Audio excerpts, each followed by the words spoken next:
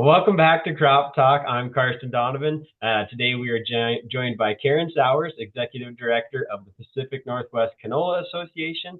Good morning, Karen. Could you tell us a little bit about yourself and what the Pacific Northwest Canola Association does? Sure. Thanks for having me on, Karston. Again, my name is Karen Sowers. The Pacific Northwest Canola Association has been around for 8 years now.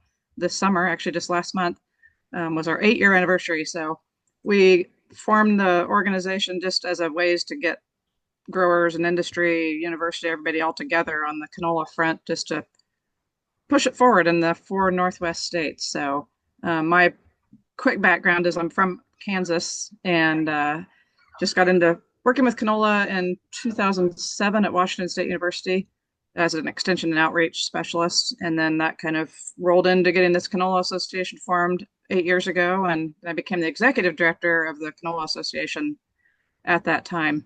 So anyway, the acreage has grown tremendously in the Pacific Northwest. And the unique part about it, which we're going to talk about today, half of it is there's both winter and spring canola grown in the region. That's nowhere else I shouldn't say in the world, but pretty close. Manitoba is starting to get some winter canola, but it's pretty neat. On one side of the highway can be winter, and on the other side can be spring canola. So, but they both have their challenges, but they both are it's a resilient crop. I love it. I love the growers and the industry. So that's why I do what I do. So I guess you've kind of already touched on it a little bit, but how have you seen winter canola specifically, grow in popularity in the past? Like you said, that the association has been around for 8 years, and where do you see it going in the next 10 years in this area? I think it'll keep on growing. There was one thing, and it more goes right into what we're going to be talking about today, but in north central Washington was an area that it's just wheat on wheat on wheat. And that's the case in a lot of different parts of the country, including the Northwest, continuous wheat. And farmers, a few of them tried canola and were like, wow, this works, but there was no insurance.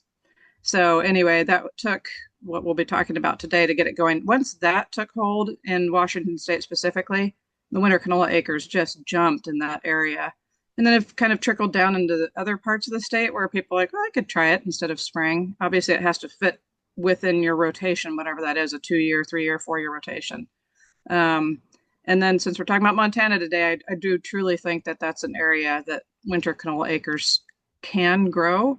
The key factor, and fortunately or unfortunately, how you want to put it, is just moisture at seeding. And so that can make or break the acres of winter canola. So in spring, typically, no matter where you are, you have moisture for seeding. But that fall, August, September time is a lot more dicey on that end of things. Yeah, So yeah, I think there'll be an increase in acres, continue to increase. Won't be a jump, but steady. yeah. It definitely seems like it's picking up popularity here, and specifically this year, we've kind of talked about. I mean, there are actually some growers that I know of that are out there seeding winter canola right now, and that's Great. because of all of the rain and moisture that we've been getting, which is kind of a problem in this area, which was the cause of my last crop talk about the quality issues. But in terms of seeding winter canola, does make it very appealing, but that's made a lot of growers ask questions in terms of the insurance on winter canola. So I'll just touch on really quickly about, not do a deep dive, but essentially if growers in Montana, if they seed winter canola, you'd still just like with winter wheat, you would let your agent know that you've seeded it. They'd kind of report it, but really you wouldn't have any coverage until the spring after an adjuster comes out and inspects the crop, the stand, and make sure that it meets the insurability requirements, and then you could insure it under the same T yields and all that spring canola is insured. So the poor thing for farmers right now in Montana is that there is no winter coverage. So like with winter wheat, you think if you have winter kill, you have coverage on that. If it comes to winter and it's a harsh winter and it causes it to have winter kill, for winter canola right now in Montana, you're not covered for that. So wanted to make sure growers are aware of that. But I guess from your perspective, I wanted to hear, I know you guys kind of advocate obviously for farmers trying to get that in Montana, have been able to succeed in other states. So from your perspective, where are we at in terms of getting winter coverage for growers on crop insurance in Montana? And then I guess on that, don't make it too long of a question, but anyways, what is the hang up with Montana as opposed to the other states that you represent that currently offer winter coverage?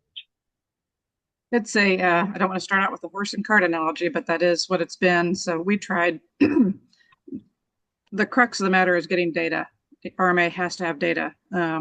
If it shows that 90% of the time winter canola winter kills in Montana, they're not going to start a winter canola coverage policy. So, but it's been doing, I wouldn't say that's how it's ever been that bad, but there's been certainly been enough years that it hasn't survived, that there's not really good data, but and it's not just from universities. It's a combination farmers, university, industry, all those that have any winter canola. It can be a plot or it can be a field. It's got to be the planting date, harvest date, yield. There's one other thing. So it's a matter of working with insurance agents such as yourself, not directly with RMA initially, but just gathering all that information. It's not that difficult.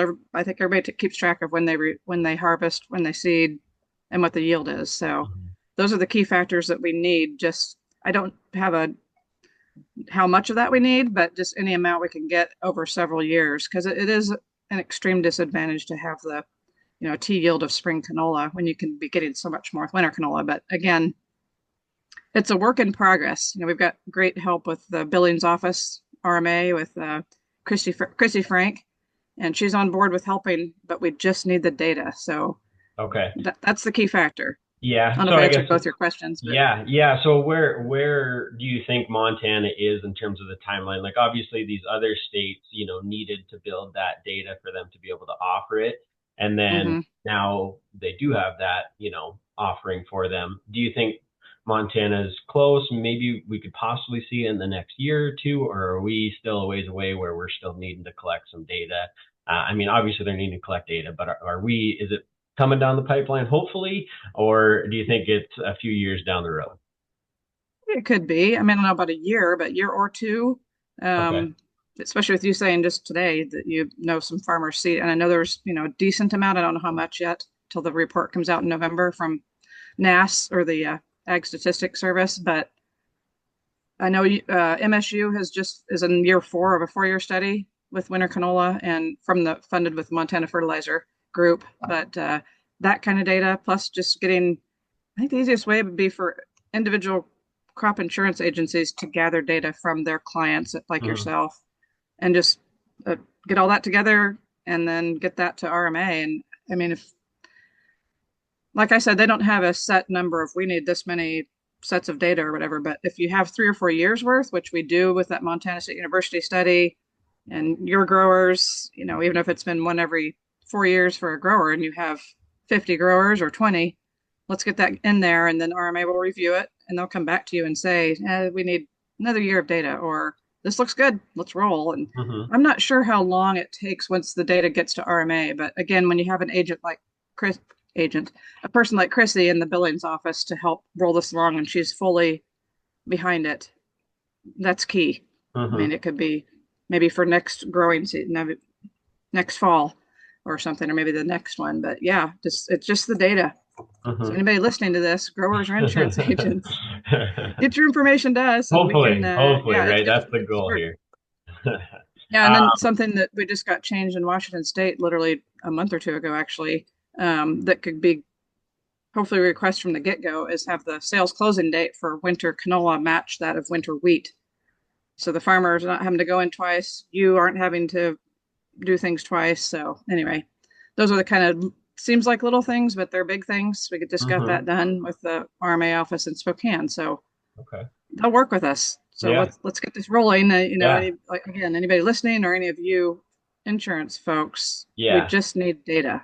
Yeah, I mean, and obviously, the aspect right now for farmers is, the diversity, I think, in this area is growing quite a bit. It used to be, all you'd see driving around is wheat, and now you see a lot more crops that you maybe haven't, and people are open to rotations and all that kind of stuff. And then also right now, the market for wheat is not great.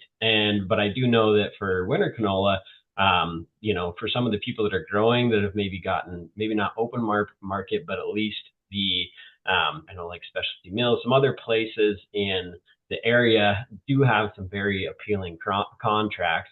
And so it makes that great. It's just the aspect of trying to get insurance on that to be able to Yeah. ensure that they, can cover their bottom line, because, probably got to make the bankers happy and whatever it may be. So, and then I guess you've already touched on it. So if there's anything else you want to add to this question, but what can farmers directly be doing to help with the efforts to get winter coverage for canola in Montana? I know you've already talked about, just collecting the data, getting it to insurance agents, and going from there. Is there anything else, that farmers can be doing directly to help get that coverage in place? Well, they could join the Canola Association and support what we're doing for them. In all seriousness, we had a winter workshop. Yeah, not a workshop. We called it a shop talk, and it was Fort Benton a few years ago. And one of the farmers was joining, and he handed me his credit card, and he held on to it when I tried to take it from him. He goes, "This is so you can work on getting winter canola insurance." So it's important enough to growers. I mean, it was kind of funny, but then it was like, he's serious.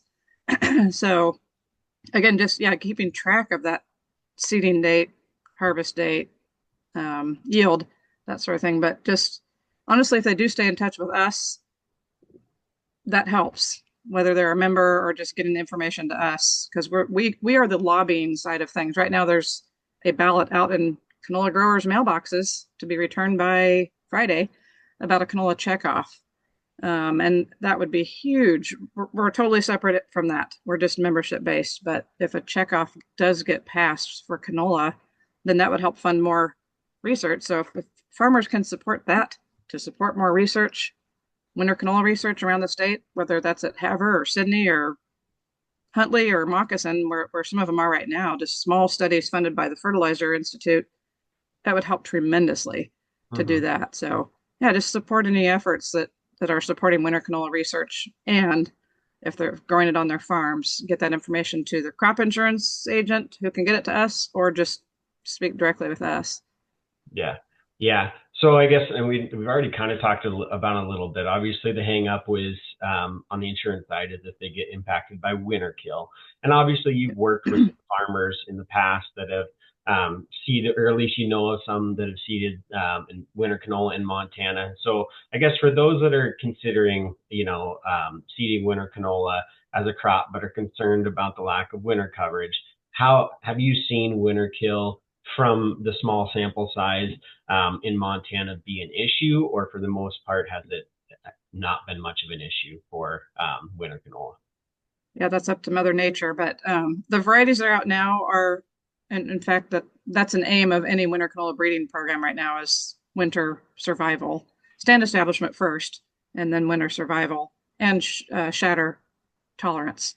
So I mean, there's been more success, but again, it's so up to the weather. It's just, you can have the most winter tolerant variety out there. And if it's a wicked cold week or 36 hours with no snow cover, your wheat's going to be just as bad off as the canola type of thing. But I mean, it has improved. Like I said, I'm in Kansas right now, my home state, with my in-laws who haven't grown canola for a while. And he keeps asking, is the shatter tolerance better? Yes, it is. I mean, that's every year, the varieties that come out, better winter tolerance, winter survival, I should say, and then shatter tolerance. So I think I don't have a number on in front of me with survival of the acres that were put in, for instance, last fall to this year, but it's getting better. Yeah. And again, timing, the key thing is, well, two things: knowing your herbicide history, so you know what variety to select to seed, and then planting at into moisture. That's our key thing we tell farmers. It used to be, when we were looking to our neighbors to the north, it's just seed to moisture, which meant, putting the seed on top of that moisture. But if that moisture drops, canola is not like wheat. It doesn't just hang around and wait for a month and a half to emerge. So seeding into moisture. So just, it's education. It truly is education. And just reach out to farmers who've had success, and we just hope for the best. Yeah. Well, I mean, like you said, seeding into moisture in one way in this area is not an issue, which is a bad thing, but in terms of what we're talking about right now, it's a great thing. So at least gives a positive spin on things for farmers right now. So that's really all I had for questions for you. I guess I wanted to ask one other question in just terms of, are there any other topics or things that come to mind for you that you want farmers in Montana to know about in regards to winter canola and the Pacific Northwest Canola Association. Sure. Yeah. Again, I'm always pushing for members, producer members, and industry, but get out to any educational events. So coming up, we've got an event in Sun Valley, Idaho. And yes, we're talking about Montana farmers, but get out wherever and talk to other growers. So that's November 18th to 20th. However, we are going to do a workshop with the Northern Pulse Growers Association, a pulse and canola workshop a day ahead of grain growers, Montana Okay. grain growers. So that'll be December 1st. I can't remember. It's one of the hotels in Great Falls. So that'll be on our website calendar. And then the last thing I wanted to say was I'm going to find this text from a grower yesterday who's a first time winter canola grower in Idaho. Hang on. Just to provide some hope. He said he was starting to harvest winter canola a couple days ago. And I said, how's it look? And he says, I think it's doing good. It's had a lot going against it. 100 head of elk, lived in it all winter, got hit by a flash flood in March, then frost all spring, followed by no rain and heat. And he's cutting a decent crop. Yeah. So I've heard more stories this year than ever. And it's not solely against the wheat market, but it's just like you said earlier, it's a diversification of your crop portfolio. So market wise and just for the soil itself. So yeah, so get out to different events and keep an eye on our website calendar. Our website is pnwcanola.org. And there's a calendar on there so you can see the locations of different events. And we may be coming up to Montana in January and February and doing more of those shop talks. So if somebody's interested that's listening to this and hosting one, all you need is a shop and some chairs. So, and we'll just talk canola. There's nothing formal about it, no set agenda. It's just an informal get together to discuss things like this. Okay. Yeah. Sounds awesome. Well, I appreciate having you on today. It gave us some good Yeah, thanks. insight. And yeah, I hope you have a great rest of your day. Thanks so much, Carson. You too. Yep. Bye. All right, bye.